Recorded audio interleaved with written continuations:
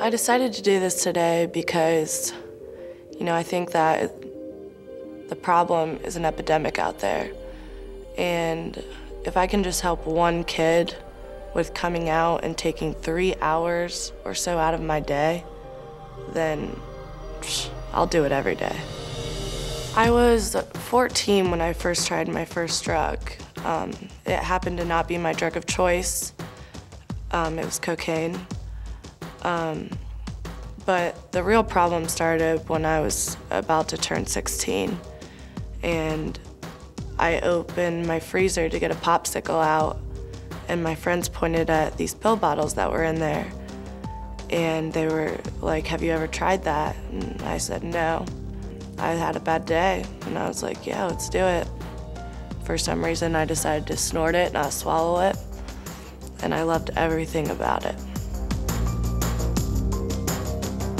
I realized I had a problem when one morning I woke up and I didn't feel right. I felt anxious and my body hurt everywhere.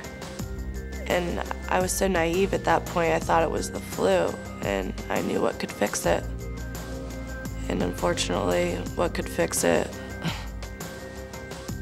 was drugs. And later on, I found out that that was called withdrawing.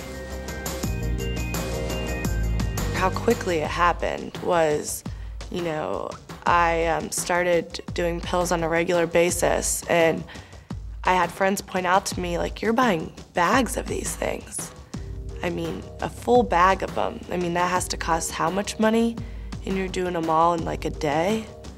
That's not normal. And I just denied and denied to myself, and I started to believe my own lies. And that was the problem. I ended up not even believing myself that I had a problem until I ended up getting indicted and caught 7 felonies. I got indicted by a grand jury for trafficking heroin, possession of heroin, complicity to trafficking heroin. That changed my life majorly. I didn't think it could happen to me because I had this entitlement issue. And my dad was the judge of the county, so it's almost like I thought I had a freebie almost, and that was not the case at all. They had been watching me for, about a year, and I had to go straight to rehab. I mean, I've spent multiple months in jail. I'm still on probation as I'm speaking to you. But if I would have kept doing it, I'd either be dead or in prison at this time. Almost went to prison, very quickly. I just was a teenager and I thought I knew everything about life. And that I was on top of the world and nothing could touch me. And reality slapped me right in the face real quick. Because as much as you don't think that you're gonna die from this, or you're gonna get addicted and end up in jail or with felonies, it happens. I mean, and I grew up on a golf course. I have great parents. My mom's a teacher, my dad's a judge, and it happened to me. And now I'm a convicted felon. And I have to tell a job that every single time that I go and apply for one. You can have a good high school life, and I mean, you don't even want to do that to your parents. What I had to do was, when I was in rehab, I was defiant there, and my therapist there made me dig my own grave with a little billy bucket. No shovel allowed in negative 20-degree weather. And then she made me write out what my dad would say, what my mom would say, and what my sister would say if I died from an overdose. And then she made me lay in that grave and have a fake funeral. And if you can just put yourself in that situation for 2 seconds, it changes almost your whole perspective.